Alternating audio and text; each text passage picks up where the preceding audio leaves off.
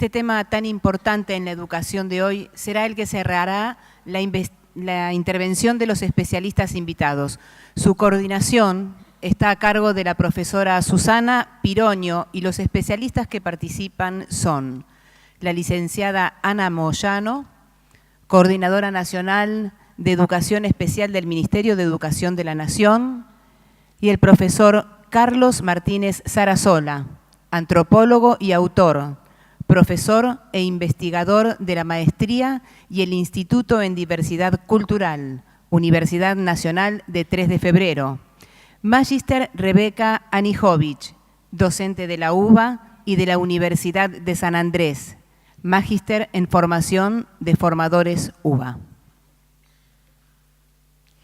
Muchas gracias por la presencia de ustedes a este panel y muy especialmente agradezco a los panelistas que han aceptado la invitación de la Fundación FEPAIS. ¿Comienza Ana? ¿Cómo no? Gracias. Buenos días a todas y a todos. La verdad que estoy muy contenta por haber recibido esta invitación. Agradezco a la Fundación la misma y en realidad pensar en que desde la Coordinación de Educación Especial del Ministerio Nacional de Educación yo les voy a hablar de lo que implican las políticas de inclusión para las personas con discapacidad. Porque la educación especial se trata de eso, de cuidar las trayectorias escolares de las personas con discapacidad. En este momento es un momento de crisis para toda la educación, no es ninguna novedad, pero para nosotros, para la educación especial, esta crisis viene de hace mucho tiempo. Nosotros hablamos de inclusión educativa más o menos desde los años 50, donde se empiezan a plantear algunos inicios de la integración, sobre todo con aquellos alumnos que tenían discapacidad sensorial. Sin embargo, ustedes piensen que las escuelas especiales tienen más de 150 años de existencia en nuestro país. No es lo mismo que sucede en algunos países de nuestra querida América Latina, que no tenían en cuenta la educación especial, entonces comienzan a trabajar con las personas con discapacidad directamente en las escuelas comunes, incluidas en las aulas. Nosotros tenemos que desandar un camino tremendo para volver a armar un nuevo camino. Nada fácil. Yo no sé cómo aparece, fantástico. Está como que no se puede leer mucho, ¿no? ISCO en realidad lo que se propone o lo que nos plantea es algo así como las palancas de cambio y puntos de apoyo que nos permitan llegar a la inclusión. Esto significa mover los sistemas educativos. Antes pensábamos que la integración era como un alumno se adaptaba al aula común. Y ahora lo que tenemos que pensar es cómo todo el sistema educativo acoge a todos los niños y niñas de este país. Lo cual parece una buena declamación, pero en realidad cuando vamos a los papeles, a las aulas, desde el Ministerio de Educación Nacional no tenemos una injerencia directa en las aulas de nuestra República, pero sí a través de los ministerios provinciales y la verdad que como trabajamos federalmente tenemos esta buena posibilidad de ir aprendiendo todos los días de lo que pasa en la cotidianeidad de las escuelas.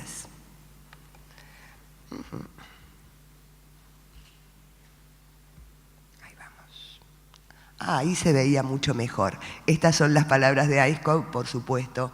Debemos encontrar las palancas de cambio y puntos de apoyo que permitan mover a los sistemas educativos en una dirección más inclusiva. ¿Cómo es esto? ¿Desde qué lugar nos habla ISCO? En primer lugar, nos dice que la inclusión es un proceso. Cuando nos habla de la inclusión como proceso, pensamos a larguísimo plazo. Proceso es muy largo. Y es cierto, pero él toma el tema de proceso desde el lugar que siempre va a haber alguien más a quien incluir. Siempre va a haber alguien más. Por eso es un proceso, es un caminar permanente. También pensar en que los niños y niñas con discapacidad tienen un aquí y ahora y que el problema para ellos es del 100%, aunque en la estadística nacional no sea más que un 0,00 algo, ¿verdad? Pero para la persona con discapacidad, el punto de inclusión es el 100% de la solución o del problema. Tengo algunos temas con la tecnología, discúlpenme. No soy nacida en la era tecnológica. Identificar y remover las barreras es una de las cuestiones que nos hemos propuesto. Desde el Ministerio Nacional hay una resolución, que es la número 155, de Educación Especial, que es un proceso a la inclusión. En este momento es una resolución cuestionada por muchas asociaciones de padres donde nos piden que no hablemos más de las escuelas especiales. Lo digo sinceramente porque me parece que es un aporte valiosísimo que hacen las asociaciones hacia el Ministerio Nacional, pero que nosotros tenemos que medir con mucho cuidado porque tenemos exactamente la biblioteca de un lado y del otro, o sea, otra cantidad de asociaciones de padres que nos piden que las escuelas especiales continúen. Nosotros decimos, es un camino que tenemos que hacer entre todos, sobre todo escuchando todas las voces, no solo las que hacen más presión. Porque cuando nosotros pensamos en nuestros alumnos con discapacidad, yo les propongo habitualmente a los alumnos de los profesorados que me digan dos cosas. Primero, ¿por qué estudian para ser profesores de educación especial? Y la segunda cosa que les pregunto es si se pueden imaginar el futuro de ese alumno. Dos cosas importantísimas. A la primera, en general, me contesta que quieren ayudar, que les parece que es una buena acción. Es muy raro, hay un porcentaje mínimo que dice que en realidad lo que quieren es enseñar a los alumnos con discapacidad. Entonces, ahí ya tenemos un conflicto, ¿sí? ¿Qué pasa en las escuelas especiales y si de verdad en las escuelas especiales se enseña? Porque para eso son escuelas. Para otro tipo de cosas hay otros ámbitos. En la escuela se enseña y los alumnos aprenden. Si yo ya prejuiciosamente pienso que no va a aprender, no me estoy imaginando el futuro. Y cuando digo futuro, digo una persona que pueda formar una familia, que pueda tener un trabajo, que pueda envejecer con felicidad, que haya llegado a la meta de su proyecto de vida. Entonces, en ese sentido, reconocer las barreras es como fundamental. Tenemos muchas barreras y están dentro de todo el sistema educativo y dentro de toda la sociedad. El sistema educativo no es una isla dentro de una sociedad perfecta. No. La discriminación existe en todos los sentidos, no solo con las personas con discapacidad, como ustedes bien lo saben. Sin embargo, la diferencia con las personas con discapacidad es que se paran para discriminar en el lugar de la buena acción, por decirlo de alguna manera. No, lo hacemos para que se sienta mejor. Es para darle más elementos. Es porque va a estar más cómodo en un lugar más restringido. Nosotros nos seguimos preguntando. Por eso la decisión no es sola de un ministerio nacional, sino que es un consenso social donde todos nos tenemos que hacer cargo. Porque si la sociedad ya estuviera equilibrada en ese sentido, no tendríamos ninguna plaza de nuestro país que no fuera accesible. Todas lo serían, para que el diseño universal pueda ser aprovechado para alumnos con y sin discapacidad, para niños y niñas que todavía son chiquititos y que puedan ir a la plaza y que tengan o no discapacidad y puedan compartir espacios públicos.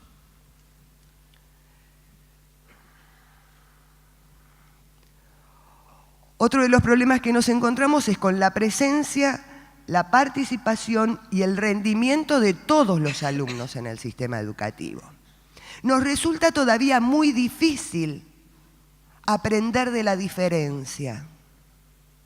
Tenemos muchas voces que dicen que en aquellas aulas donde hay alumnos con discapacidad intelectual, sobre todo, el maestro no se dedique solo a ese alumno o que baje la expectativa de todo el aula para que todos puedan aprender menos, no más. Entonces, la verdad que la búsqueda de mayores recursos y no de recorte de currículum es un trabajo casi de hormiga, o sea, casi del cuerpo a cuerpo, del uno al uno, en trabajar con cada uno de nuestros docentes, diciéndoles cuáles son los otros recursos, apelando a la creatividad, no solo del docente como equipo de una escuela. Estamos muy acostumbrados a que cada maestrito con su librito. Y en algún momento tendremos que darnos cuenta que si no somos un equipo docente, las escuelas, con los supervisores, con los directores de la modalidad, la verdad que la solución individual en este país ya no existe. Porque nos damos cuenta de que no nos dio buenos resultados. Porque en otra época, yo que soy una señora que hace muchos años que trabajo en educación especial, integrábamos a algún alumno con discapacidad en la escuela donde teníamos otra colega que era amiga nuestra y entonces nos hacía el favor de aceptar que nuestro alumno con discapacidad transitara por la escuela común. Ni hablar de lo que implica la discapacidad motora, donde no tendría ningún inconveniente en estar en ninguna escuela común. A partir del plan de las 700, que empieza en el año 2004, todas las escuelas nuevas son accesibles. Todas tienen que tener rampas, todas tienen que tener baños adaptados. ¿Cuáles son los problemas graves que tenemos? Las viejas escuelas. Y en algunas, incluso que son monumentos históricos y que es una pelea cuerpo a cuerpo para que de todos modos esos lugares sean accesibles. No solo eso, los teatros, los cines, ¿sí? Esto lo sabemos bien porque los que trabajamos en el área de discapacidad es lo primero que miramos. Hacemos así, acá falta algo, ¿sí? Digo, antes de pasar a la otra parte, el problema serio de lo que es el rendimiento. Cuando hablamos de rendimiento hablamos de evaluación. Y nos preguntamos seriamente cuál es la evaluación que hoy debiera existir en el sistema educativo. ¿Y por qué digo esto? Porque estamos muy acostumbrados, porque de hecho yo lo sigo pensando en algún punto, aunque me lo cuestiono, es cuando digo que un alumno pasa de un nivel al otro. No hay ningún inconveniente cuando pienso del nivel inicial al nivel primario.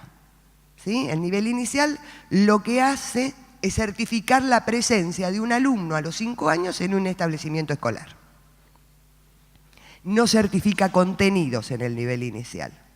No dice tiene que aprender a escribir su nombre. No dice nada. Dice tiene que haber ido al nivel inicial. Y todos los alumnos a los 6 años tienen que pasar al nivel primario. Los alumnos con discapacidad a los 6 años tienen que pasar al nivel primario.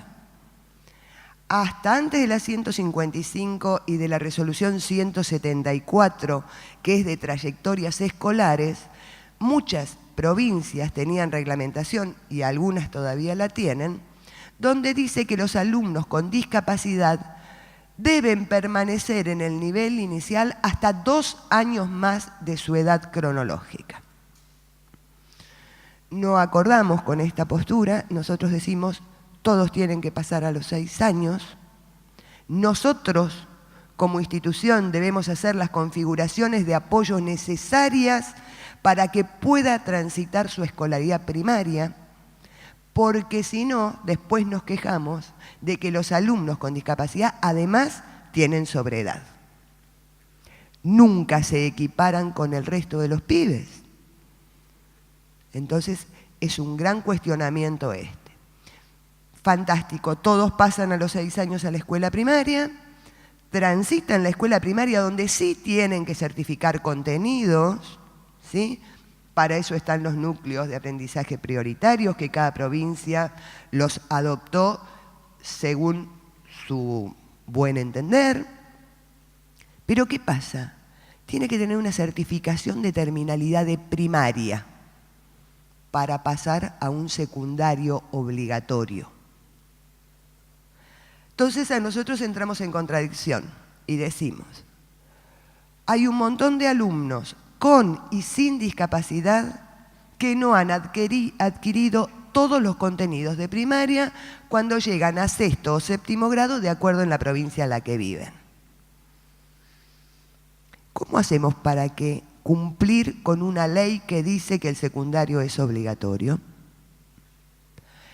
En esa disquisición estamos en este momento. No está solucionado. Pero por eso hablo del rendimiento de todos los alumnos. ¿Deberemos cambiar las evaluaciones? Seguramente. ¿Esto implicaría bajar el nivel de los contenidos que impartimos? Creo que no. El ministro Siliones siempre dice que el desafío más grande es la inclusión con calidad. Dice, incluir no es ningún problema. Abrimos las escuelas, que vengan todos los pibes y no hay ningún problema. La calidad sola tampoco es ningún problema. Ponemos exámenes de ingreso, los hacemos repetir y hasta que no tengan todos los contenidos que yo quiero, permanecen ahí. El gran desafío es cómo hacemos inclusión con calidad. Esta conjunción es la más difícil. Pero si a esa inclusión con calidad le ponemos dos componentes más, que son la pobreza y la discapacidad, el panorama se complica bastante más.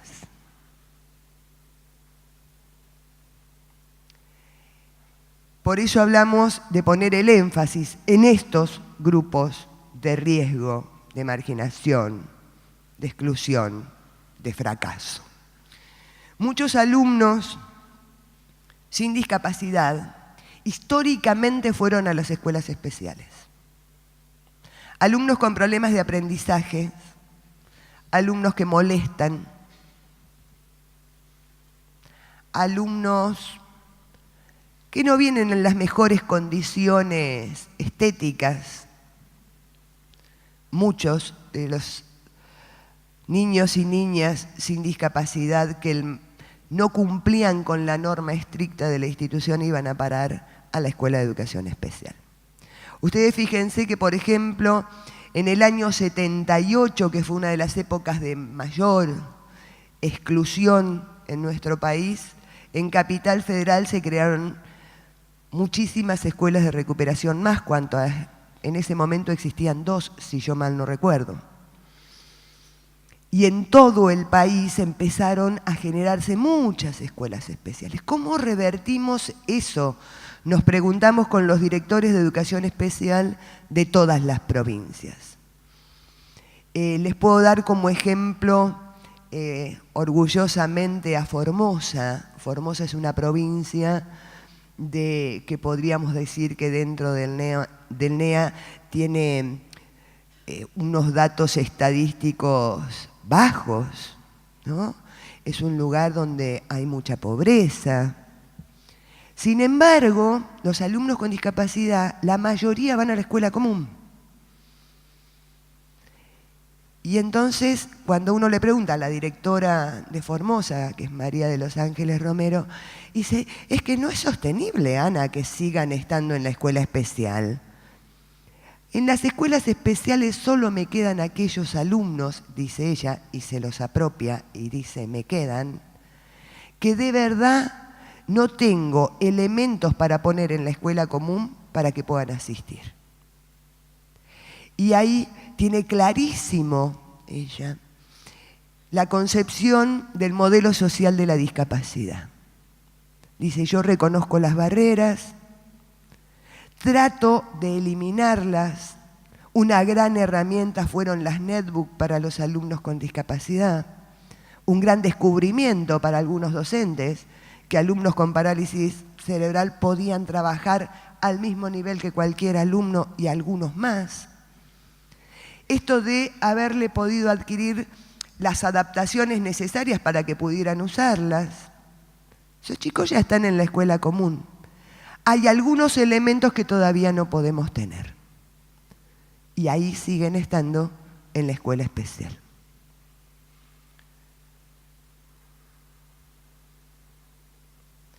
Incluir la perspectiva y punto de vista de niños y adolescentes.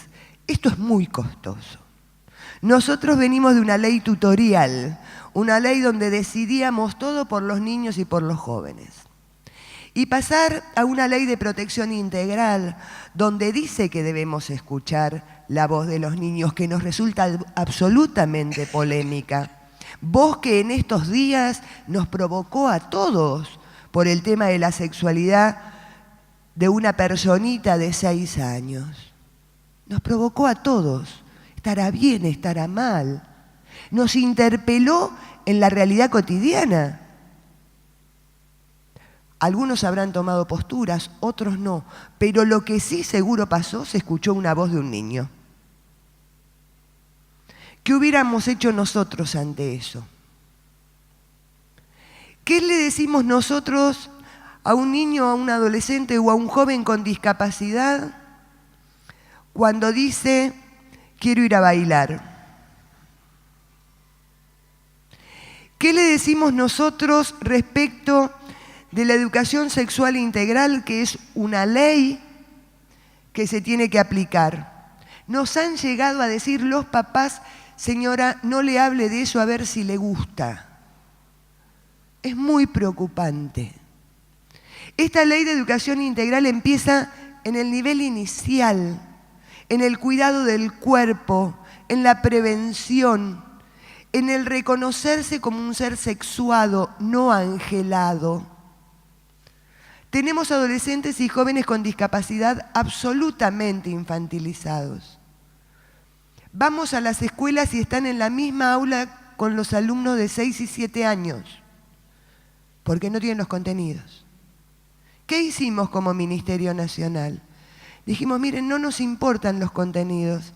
Tiene que haber espacios para adolescentes y jóvenes, donde se los trate como tales, donde participen de la cultura juvenil igual que el resto de los adolescentes y jóvenes.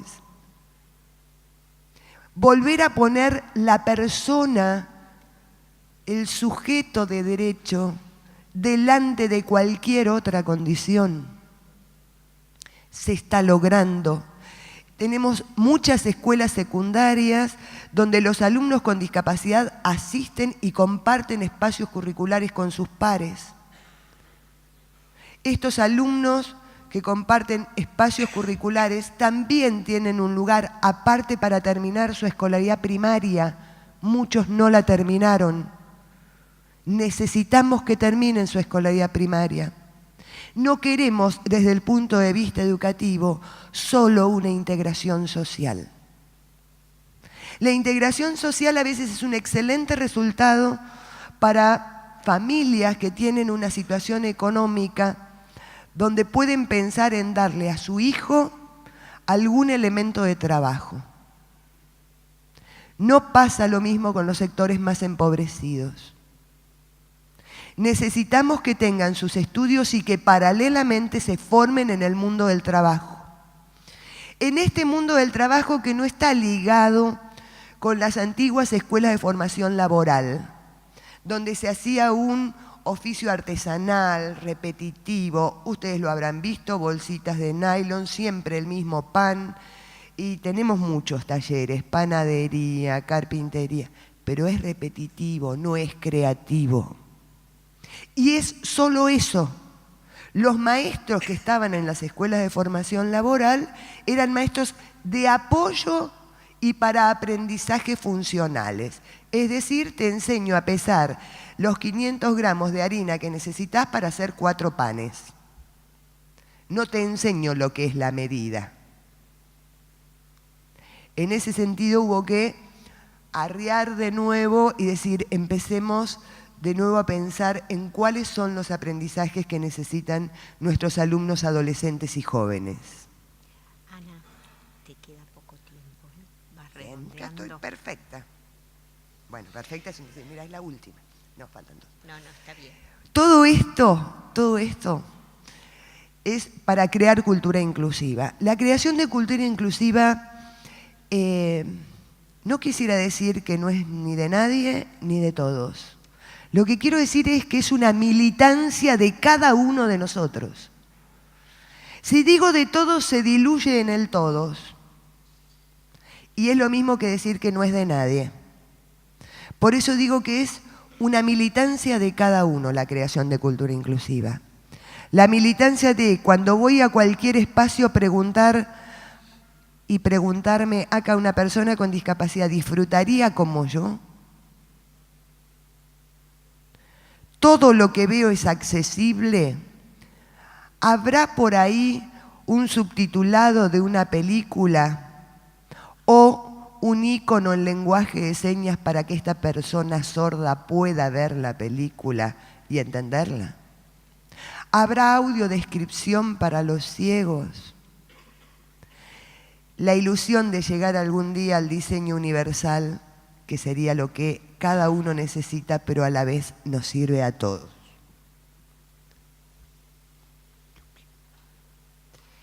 Para terminar, crear espacios escolares capaces de dar la bienvenida a todos los estudiantes al tiempo que buscar la excelencia de los aprendizajes. Nos lo dice Gerardo Echeita, que es una persona admirable porque no solo es un excelente teórico de la educación inclusiva, sino que es una persona que tiene una institución en España que lleva adelante y se ha puesto al hombro todo esto. Les agradezco mucho la escucha, muy buenos días. Lamentablemente yo tengo que salir corriendo de acá porque tengo otra reunión en otro lado. Así que muchísimas gracias y que tengan muy buen día y muy buena jornada.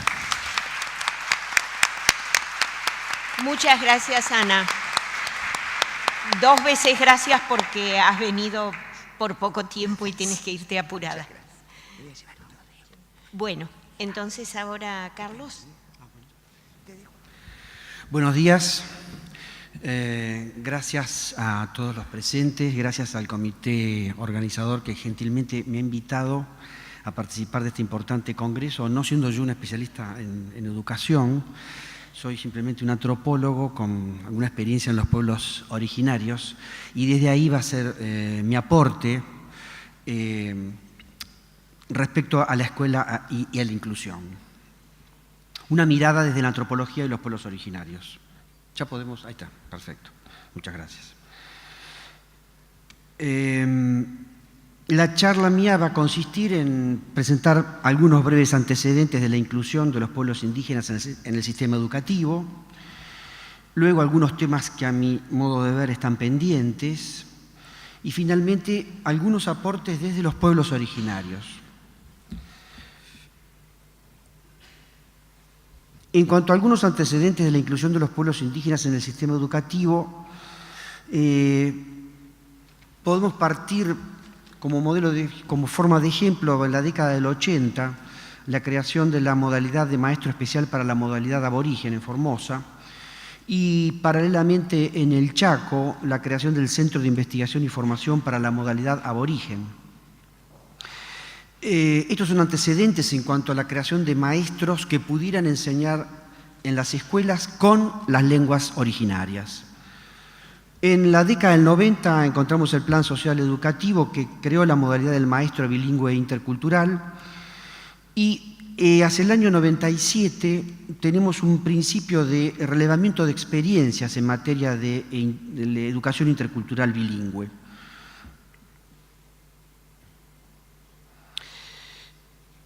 Este es un folleto que salió en el año 99 acerca de un programa de entrenamientos de comadronas. No fue exactamente un material educativo, pero yo lo tengo siempre muy bien considerado porque fue una de las primeras veces que se incorporó un material en las comunidades indígenas respecto a la conexión entre la medicina tradicional y la medicina académica.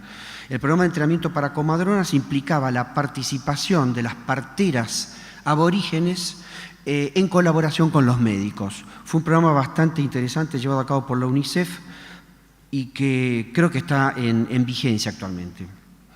De todas maneras, si esto no se aplicó en las escuelas como modelo, yo sugeriría que este tipo de documentos son muy importantes porque tenía una serie de gráficos, además de cómo los indígenas consideraban el tema y consideran el tema del parto, del nacimiento y de la crianza inicial de los niños. En el año 2004, otro documento importante fue la educación intercultural bilingüe en Argentina, la sistematización de experiencias.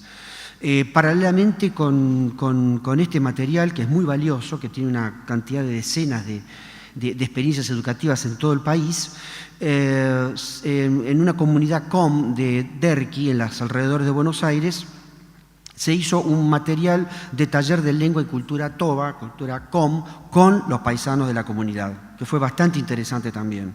Son materiales que yo pongo como ejemplos que me parecen muy importantes para que en otros lugares se pueda tener como ejemplo y como material de consulta, ¿no? Luego, en el año 2006, más recientemente, tenemos la modificación de la Ley de Educación Nacional, por la cual en el capítulo 11, artículo 52, se incorpora ya directamente la modalidad de educación intercultural bilingüe, y un año más tarde se crea algo que es muy importante, a mi modo de ver, que es el CEAPI, que es el Consejo Educativo Autónomo de los Pueblos Indígenas, que hace poco se lo incorporó ya en forma mucho más clara a nivel legal, con su rol consultivo y de asesoramiento. Es un conjunto de dirigentes indígenas, referentes del mundo indígena, que aportan a las políticas oficiales desde la mirada propia de los pueblos originarios. Tan es así que en el año 2008 se llevó a cabo el 8º Congreso Latinoamericano de EIB en Buenos Aires, con auspicio de UNICEF y del Ministerio de Educación, que contó con 1.200 asistentes y con un equipo de coordinación enteramente indígena bajo la conducción de Luis Eduardo Pincén. El CEAPI es un organismo que trabaja básicamente sobre 3 lineamientos: los NAP, los núcleos de aprendizaje prioritarios, las becas para jóvenes indígenas de nivel terciario y básicamente los procesos de capacitación en escuelas, gobiernos, provincias, comunidades y organizaciones indígenas.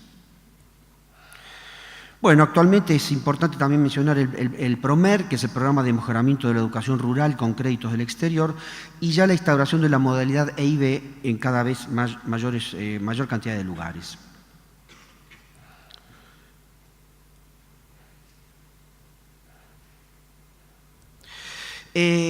Algunos antecedentes no formales que también me interesa destacar, porque no solamente hay antecedentes formales y correspondientes al sistema educativo, sino no formales. Desde hace muchos años se encuentra la participación de dirigentes, artesanos y maestros de lengua indígena en escuelas, difundiendo la cultura de los pueblos originarios. Esto desde la década del 70 y 80 en nuestro país. Luego están las iniciativas de los propios docentes, que también me parece que es importante mencionar. Muchas veces los docentes trabajan con su propia iniciativa y con iniciativas muchas veces muy importantes. Menciono dos casos que me han llegado hace poco. Un caso de una escuela de Villa Gesell donde se logró la participación de docentes de origen boliviano como facilitadores de sus conciudadanos y de los docentes locales para grupos de niños collas. Y un caso en Los Toldos, una escuela de alto riesgo, donde se introdujeron contenidos relativos a la cosmovisión y peculiaridades de la cultura originaria, lo cual generó gran cambio de actitud de los alumnos. Esto es para alumnos del grupo de la etnia mapuche. 2 ejemplos de cosas que los propios docentes han tomado como iniciativa. Hay otro aspecto importante que son los proyectos editoriales para niños y jóvenes.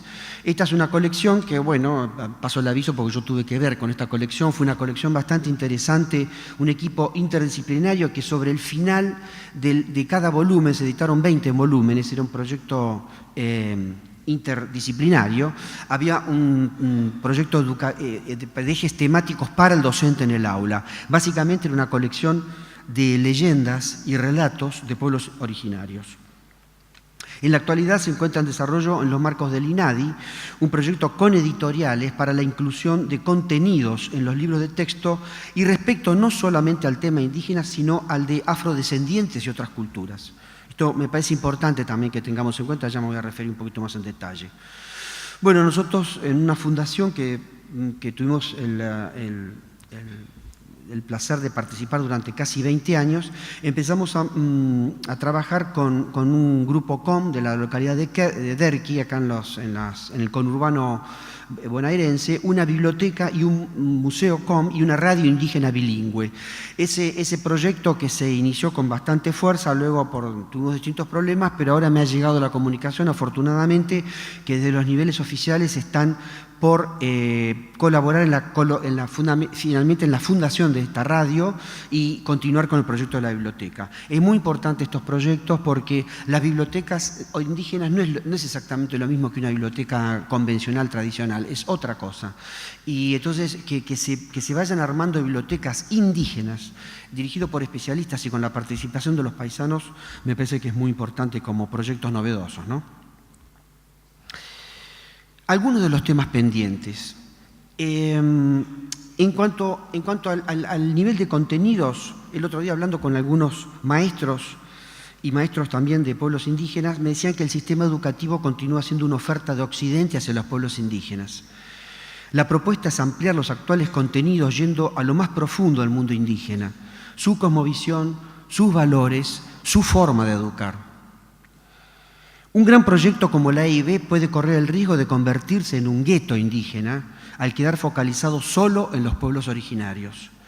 La propuesta es extender sus alcances a la población escolar no indígena, recuperando las distintas formas de educar, las diferentes cosmovisiones y las escalas de valores. Acá rescato un programa que existió y que estos docentes me informaban en la década del 70, que se recuperaban los saberes familiares de las distintas familias, de inmigrantes, de italianos, españoles, de otras minorías, que se exponían en el Día de la Tradición.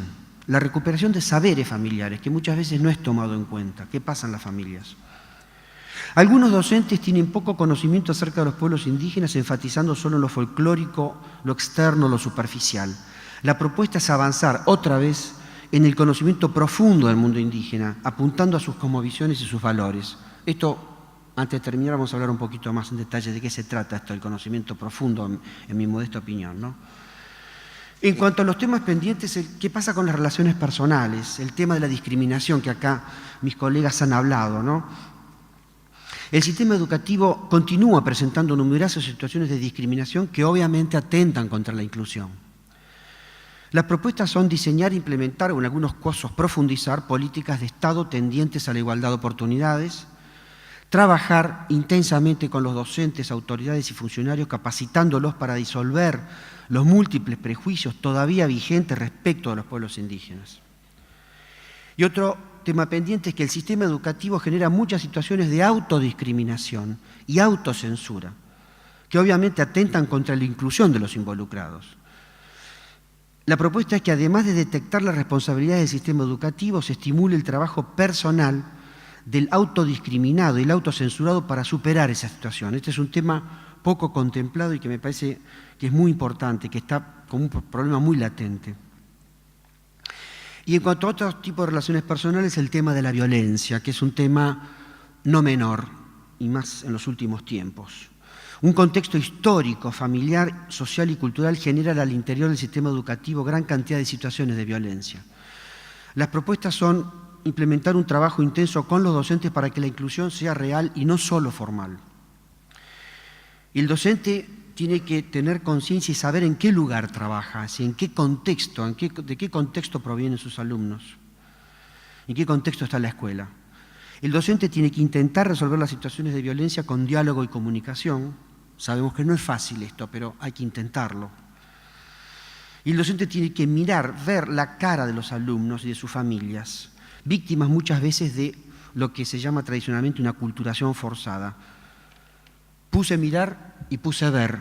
Es decir, mirar va más allá que el mirar es simplemente el mirar la cara, ¿no? Pero el ver es ir hacia el interior de esa persona.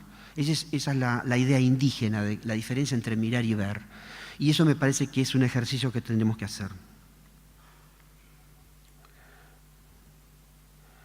Con lo cual esto nos lleva obviamente a la reestructuración de un tejido social que está bastante deteriorado en muchos lugares y situaciones, y obviamente el reacomodamiento del sistema educativo.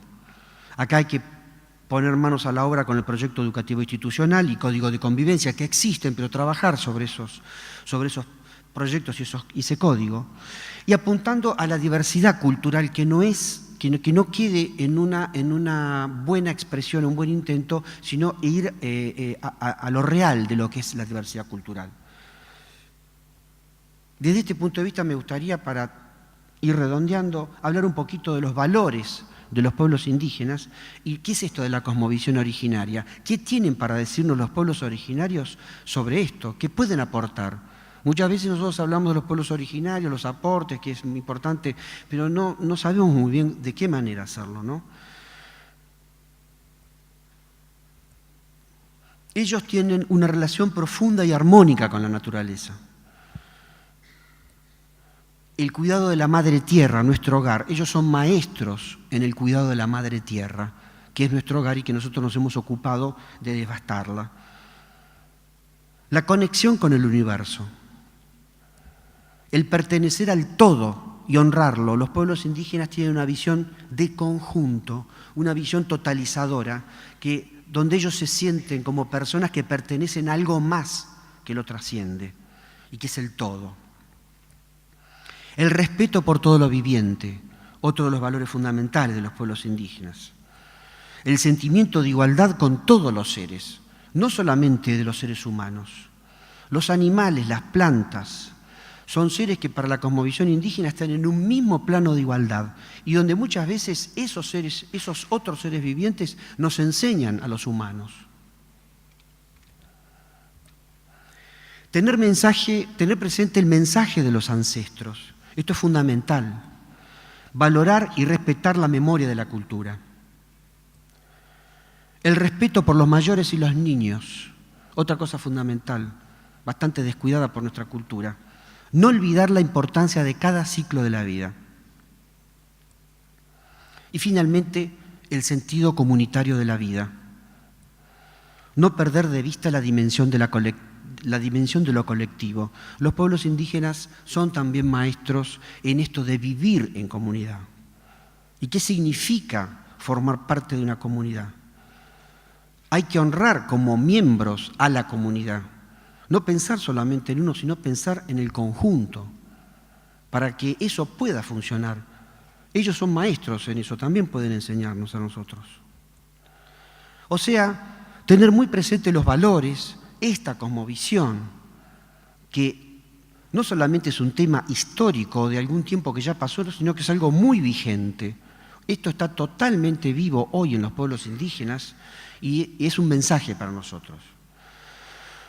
Y el tema de la organización comunitaria, cuando yo hablo de la comunidad, ellos tienen una diferencia bastante clara con respecto a nosotros. Me parece que es una organización comunitaria con reglas muy claras.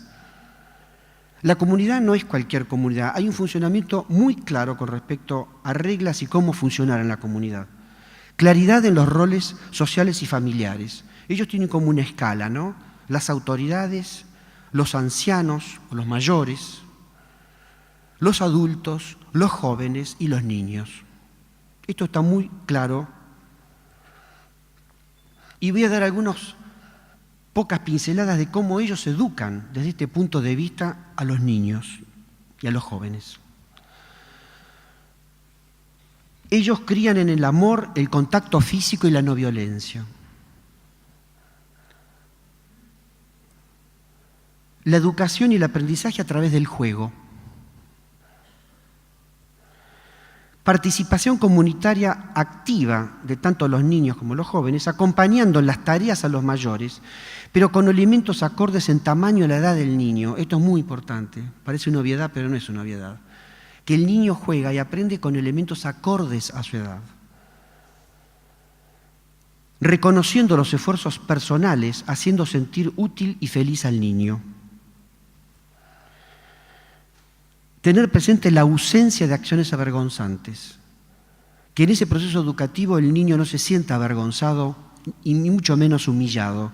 Si él no puede hacer algo, si tiene algún problema con algo, no sentir que lo que está haciendo él está mal, sino guiarlo que él se sienta perteneciente a un contexto que lo contiene.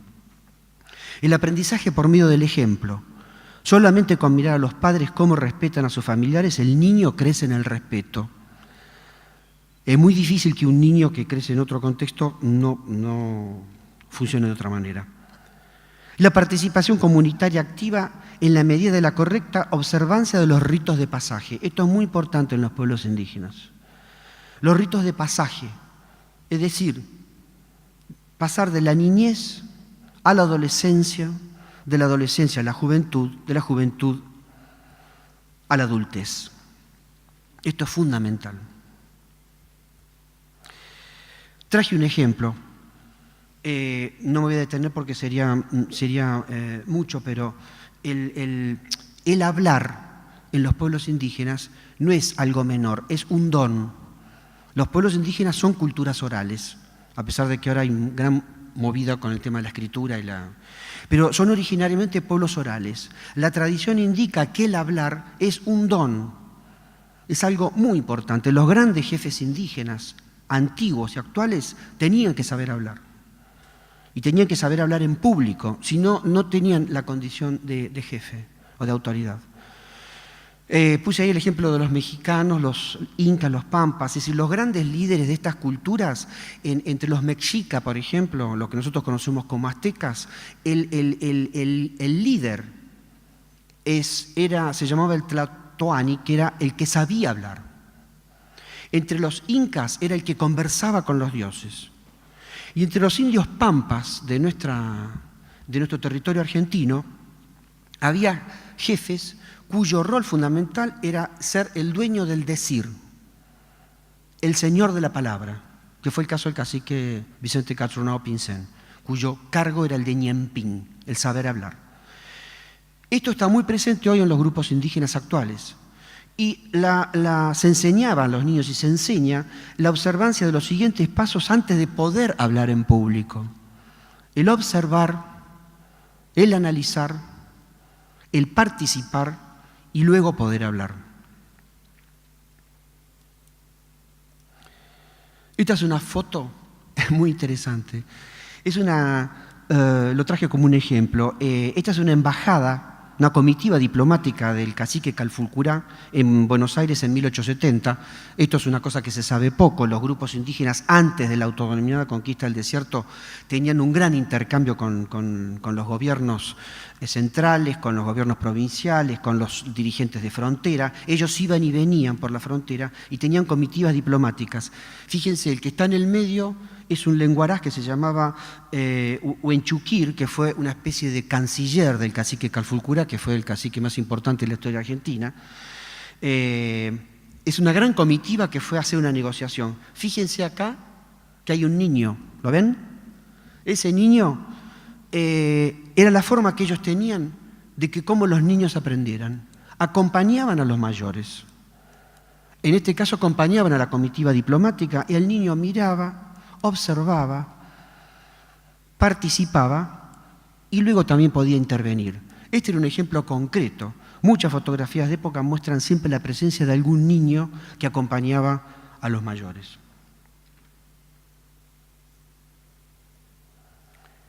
Y para terminar, voy a terminar con una idea de esto de la diversidad cultural. Esta es una imagen, yo también pongo una imagen, es una imagen del sudeste mexicano, de una artista plástica, de una comunidad indígena, de la puerta de la escuela, y dice: la educación autónoma construye mundos diferentes donde quepan muchos mundos verdaderos con verdades.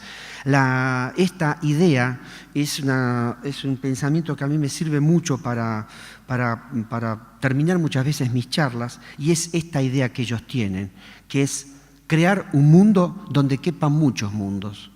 Esta es la filosofía de este grupo indígena, que es una filosofía, yo creo, de todos los grupos indígenas. Ellos son artistas también de la capacidad de integrarse y de integrar a otros. Nosotros es un buen modelo para seguir trabajando en esta idea, crear un mundo donde quepan muchos mundos. Muchas gracias.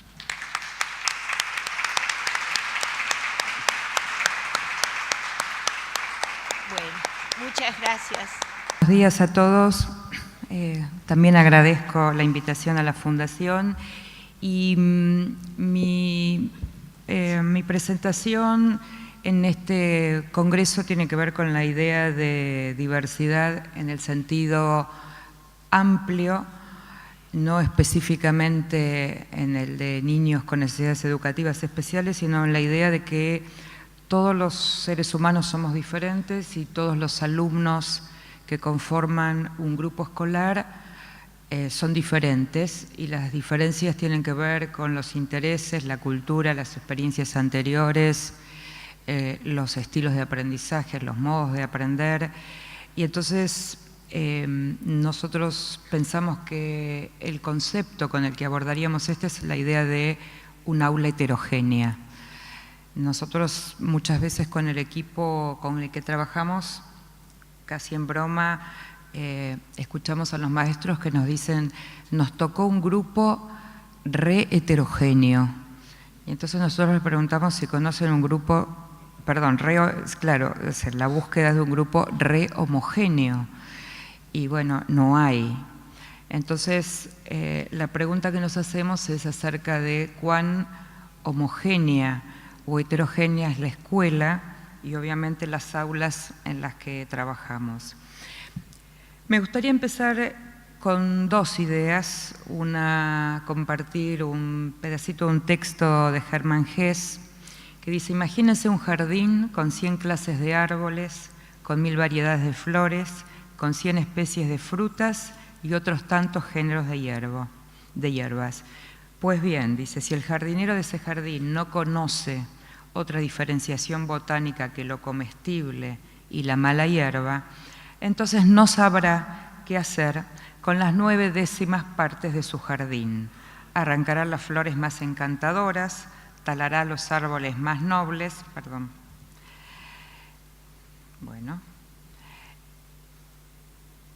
Entonces la pregunta es, necesitamos mostrar muchas diversidades y reconocer muchas diversidades para poder decidir cómo trabajar en un aula heterogénea. También desde el humor, y ustedes conocen las historietas de Gaturro, y digo, cómo también el humor, y no especialmente los educadores, toman esta idea de la diversidad. En esta historieta la maestra les pregunta: hoy voy a conducirlos por la senda del saber. En realidad les dice: a ver, Ramírez, ¿cuántas páginas del libro de historia leyó? 62 páginas. ¿Y usted, Santini? 54. ¿Y usted, Gaturro, cuánto leyó? 2 renglones. Es que en la senda del saber yo voy por el carril lento.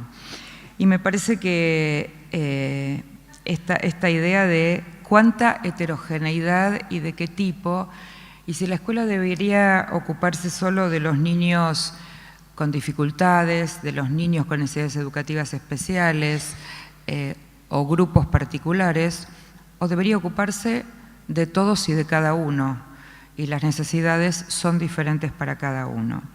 Si uno tomara algo de historia del enfoque de diversidad, estaríamos hablando de fines, digamos, cuando esto empieza a aparecer en realidad en los diseños curriculares de fines del siglo XX, donde el reconocimiento de la diversidad partía de un concepto, si quieren, más filosófico de cómo entender las diferencias entre los seres humanos, los derechos de la ciudadanía y las obligaciones de los estados, discusiones que en Europa eran frecuentes y que dieron origen a muchas de las ideas y de los enfoques del trabajo con la diversidad. ¿Cuáles son los debates en el mundo en relación al tema de la diversidad y cómo estos orientan la educación? Y si nosotros entramos en los debates acerca de este campo, vamos a encontrar un debate vinculado a la selección jerárquica, o sea, cuánto la diversidad está vinculado a quién ingresa y quién no ingresa, o quién ingresa y quién egresa de la escuela, y cómo esta selección jerárquica fue históricamente una manera en que la escuela dejó afuera a los diferentes, en el sentido otra vez más amplio de los diferentes. Y también la discusión, antes hablaba Ana María acerca de incluir calidad, digamos, inclusión y calidad, yo agregaría también el concepto de equidad y justicia, porque quienes ingresan y cómo permanecen en una escuela da cuenta no solo del proyecto de calidad, sino también el criterio de equidad y de justicia. Los debates tal vez que la escuela encara en este aspecto hablarían del concepto de doble diversidad. Por un lado, porque no hay dos sujetos iguales, y entonces, ¿cómo hacemos para atender a cada uno sin hablar de educación personalizada como concepto de la década del 50, que era a cada niño un recorrido, una trayectoria o una orientación curricular particular? Pero además, ¿cómo hablar de una diversidad sociocultural en términos de género, de etnia, de cultura, que también incluya, como recién Carlos decía, a muchos mundos dentro de cada mundo escolar?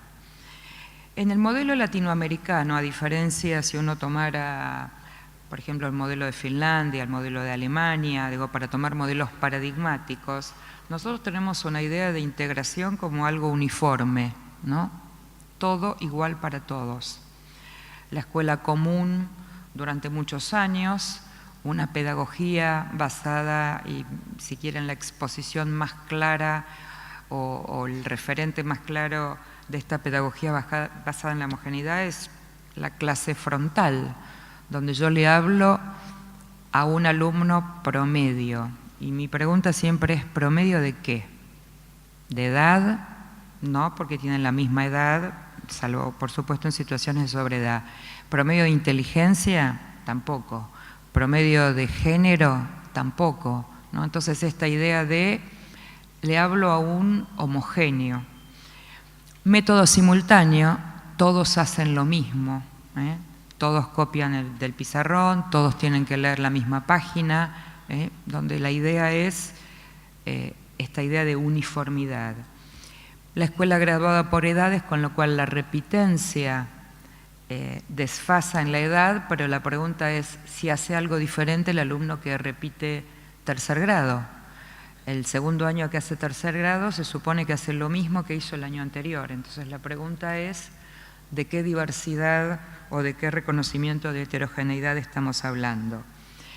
Entonces la pregunta tal vez que está en debate y en discusión, si es posible que un dispositivo como la escuela, estructurada bajo la lógica de la homogeneización, pueda dar respuestas a la heterogeneidad sin anular diferencias y sin promover destinos diferentes.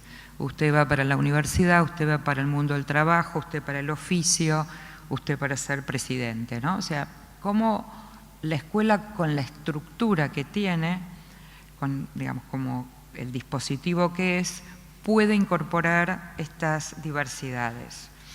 Desde el enfoque en el que estamos parados de cómo trabajar con todos y cómo diseñar aulas heterogéneas, uno podría poner la mirada en cómo enseñar a todos para tratar de que todos aprendan.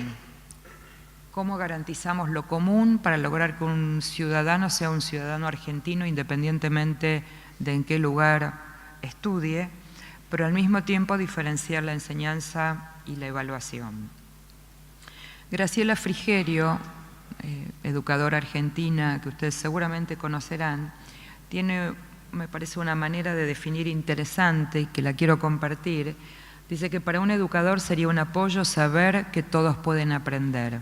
Supone la puesta disponibilidad de una confianza en los sujetos y en las relaciones pedagógicas, sin lo cual la oferta de objetos de conocimientos no encontrará eco. Y si uno tradujera esto en la vida cotidiana, recordaría algunas frases que yo de manera optimista digo que por suerte se escuchan poco en las escuelas y a veces algunos maestros me dicen no, todavía se oyen, pero mi maestra de primer grado en una escuela de Parque Patricios le decía a mi compañera de banco, a vos no te da la cabeza. Y entonces si uno parte de este supuesto de la confianza que alguien tiene que tener para aprender, el partir de la idea de que alguien no puede, uno diría, Houston, estamos en problemas, ¿no?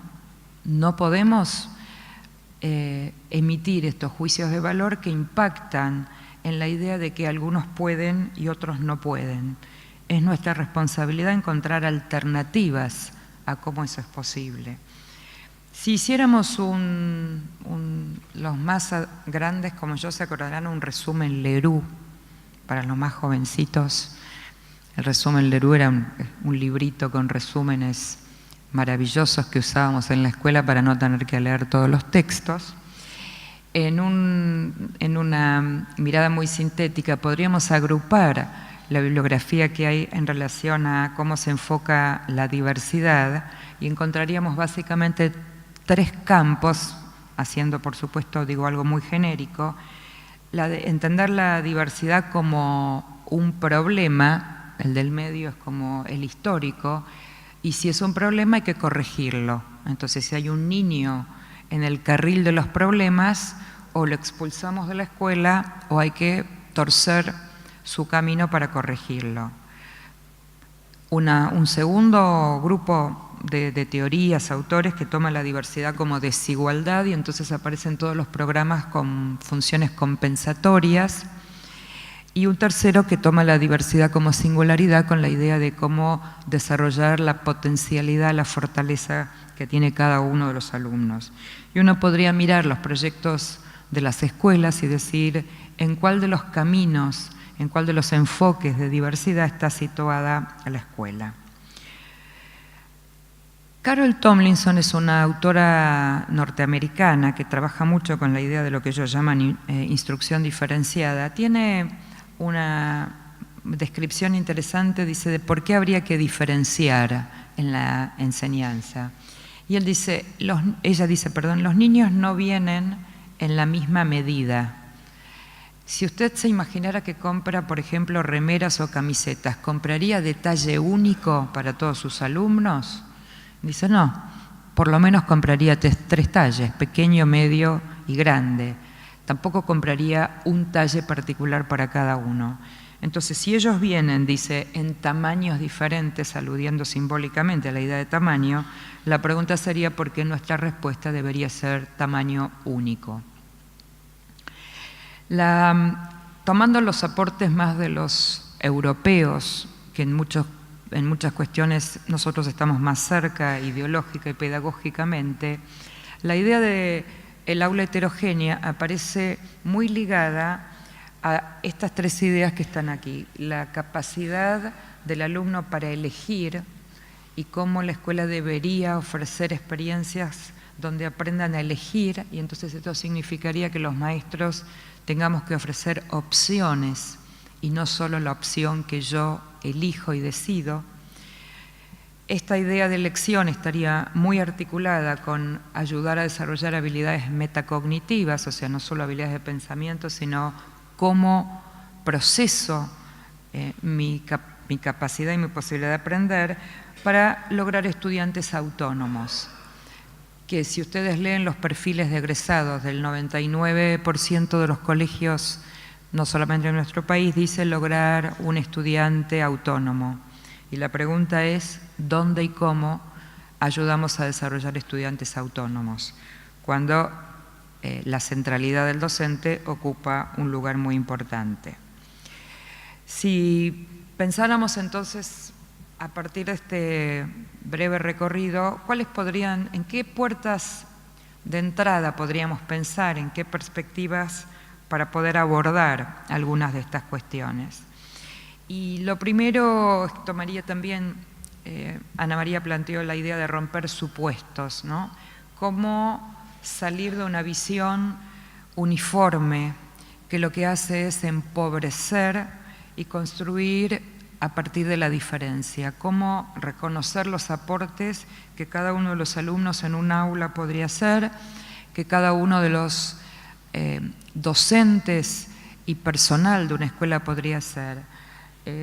La semana pasada, trabajando con directores de la ciudad de Buenos Aires, de escuelas de zonas vulnerables, discutíamos esta idea de cómo involucrar a toda la comunidad educativa en esta idea de romper supuestos, y propusimos un trabajo que muchas escuelas tomaron la iniciativa y lo han hecho, que es ofrecer talleres los días sábados, que uno diría, bueno, no tiene nada de novedoso.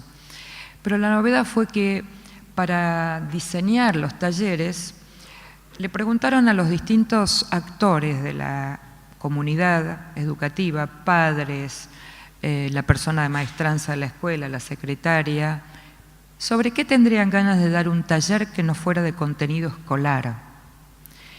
Y descubrieron que había alguien que sabía de cocina y alguien que sabía enseñar a tejer y alguien que sabía hacer dibujos animados y los talleres los ofrecieron distintos actores sobre temáticas que nada tienen que ver con la escuela, y una de las directoras de la Villa 31 nos mandó un relato y dice: la escuela explotaba el sábado a la mañana, nadie faltó, todos querían participar y todos elegían a dónde querían ir y todos eligieron lo que querían enseñar. Y uno diría, como proyecto muy sencillo de armar, poco costoso en términos económicos, pero con una idea de que todos podemos aprender de todos, que todos tenemos cosas para enseñar y que en la medida que hagamos circular estos saberes, también vamos a hablar de organizaciones más inteligentes, de escuelas más inteligentes. La idea de cómo aprendemos desde la diferencia. Los especialistas dicen que cada uno de nosotros tiene una manera de aparecer en clase, de dejar una marca en la clase. Hay quien aparece con el silencio, quien aparece disruptivamente, quien aparece con el humor, quien aparece con un aporte teórico, quien aparece con una pregunta. ¿Cómo capitalizamos estos distintos modos de aparecer de los alumnos? Y cómo reconocemos y ayudamos a construir identidad a partir de estas diferencias. Pero también pensamos que hay otros aportes que pueden colaborar, y en esto el tema de los espacios escolares, el tema del ámbito físico, donde los niños y las niñas y los jóvenes transitan muchas horas por día. Deberíamos repensar cómo ese entorno se convierte en un entorno que toma en consideración y satisface las distintas necesidades de niños, adolescentes, jóvenes. El derecho a un suficiente espacio, el derecho a ensuciar, el derecho al ruido, al silencio, a estar con otros, a estar solo, a estar con pocos. Y cómo los diseños, y no hablo solo de la arquitectura, de la construcción, sino dónde pongo los bancos, dónde cuelgo información, dónde hay acceso, cómo uso los distintos corredores que hay en la escuela, ayuda a construir también la idea de incluir la heterogeneidad. Nosotros trabajamos mucho con arquitectos porque entendemos también que la variedad disciplinar construye identidad, y ellos hablan de cómo lograr una escuela que sea confortable intelectualmente, que uno pueda pensar y aprender al interior de la escuela, y cómo salir de la escuela y contrastar con otros espacios como los espacios de la ciudad.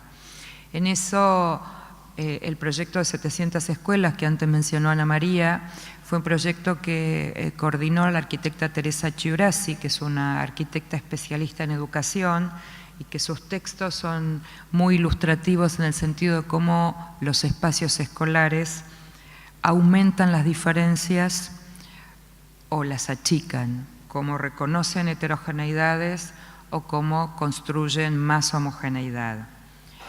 Y entonces hay todo un capítulo en el tema de construir y atender aulas heterogéneas, que es cómo establecemos relación entre lo social y el espacio. Uno diría, poner los bancos en círculo favorece la comunicación si hay un proyecto pedagógico por detrás que lo favorezca, porque si no, las aulas de la Facultad de Derecho, que ustedes, si alguna vez lo recorrieron, que tienen todavía tarima y bancos fijos, y los bancos, vieron, están inclinados, con lo cual uno apoya un cuaderno y se cae. Uno diría, no podría haber estrategias de trabajo grupal, y sin embargo uno dice cómo el espacio limita y las propuestas pedagógicas se convierten en aquella llave que puede abrir ese espacio que limita. Hablamos también de la escuela potente, y la escuela potente es aquella, desde nuestra perspectiva, que abre espacios para democratizar el saber, para construir ciudadanía sin ignorar las diferencias y desigualdades que existen. Y un ejemplo de esto puede ser cómo, por ejemplo, hoy en tanta discusión de cómo debería cambiar la escuela secundaria, de la nueva escuela secundaria, una manera de empezar a mirarla es no mirar con nostalgia. Antes los chicos estaban interesados, antes escuchaban, antes participaban, antes respetaban. Porque la mirada desde la nostalgia no construye, la mirada desde la nostalgia obtura. ¿Cómo pensar otros espacios? Virgin y Trimble, en su investigación que hacen sobre nuevos espacios para los jóvenes, plantean la idea del abordaje oblicuo, o sea, cómo poner a disposición de la escuela otros lenguajes, otros modos de interactuar, y entonces hay proyectos interesantísimos para reconocer las escuelas de reingreso, talleres, el trabajo por proyectos, centros de atención a los jóvenes. Miren el video que hay sobre las escuelas de reingreso en el sitio que CIPEC armó, que se llama 400 clases, y hay un video interesantísimo filmado en una de las escuelas de reingreso, y escuchen a los adolescentes contar por qué la escuela de reingreso le gusta. Y las cosas que dicen tienen que ver básicamente con que me reconocen con mis debilidades y me incluyen con mis debilidades. No vine 15 días, dice un chico, porque me estaba, dice, endrogando.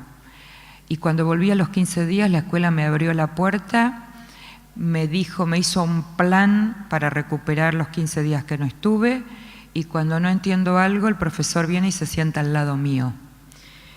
Y dicen, en la escuela común eso no pasa. Y entonces uno podría escuchar y aprender de ellos también cómo podemos abordar y recuperar e incluir todas estas diversidades en la escuela. Por último, los docentes, también con ideas interesantes, cómo pueden promover trabajos que van desde un aprendizaje guiado, desde una estructura muy pautada, desde un docente en el centro, a guiar en serio el trabajo con la autonomía. Son docentes que tienen una actitud anticipatoria, no esperan que los alumnos no aprendan, anticipan estrategias para lograr que todos aprendan y tienen, no como la señorita Clara de primer grado a la escuela que yo iba, tienen altas expectativas para todos los alumnos, pensando que cada uno puede y tiene la capacidad para aprender. Me gustaría cerrar compartiendo 4 o 5 ideas de algunos especialistas que trabajan la idea de qué es lo común, porque en toda esta discusión de respetar la diversidad también deberíamos preocuparnos por qué es lo común, porque si no estaríamos fragmentando la conformación de los ciudadanos argentinos. Y Cornu, Lawrence Cornu, que es un gran especialista y gran investigador en este tema, dice, común no significa uniforme, sino posible y abierto para todos. ¿Cómo se puede pensar una escuela que sea habitable para todos? ¿Cómo considerar, dice, al otro como no igual, en el sentido de reconocer que es un otro, aunque sea otro? Y cómo construir una situación, dice, donde la confianza, porque ellos trabajan mucho con la idea de que la construcción de lo común y el reconocimiento de las diferencias tiene que ver con generar confianza en el otro, en las instituciones, en que cada uno puede desde su lugar y desde su posibilidad. Entonces la idea de cómo los aprendizajes son posibles, pero para que sean, dice, no solamente hay que creer en los otros, sino hay que constituirse en garante de ellos. Pensamos que la escuela homogénea tiene que empezar a mirar y abrir sus puertas para convertirse en una escuela que albergue la heterogeneidad. Hay mucho recorrido, pero hay mucho todavía más para recorrer, y la invitación es cómo poder abrir esas puertas y dejar de constituirnos en este primer relato que les hice, que mi grupo es re heterogéneo, me gustaría trabajar con un grupo más homogéneo, sino cómo cambiar esta concepción de que no hay grupo homogéneo y nosotros debemos abordar con diversidad de miradas y de diversidad de estrategias estas diferencias entre los seres humanos. Muchísimas gracias.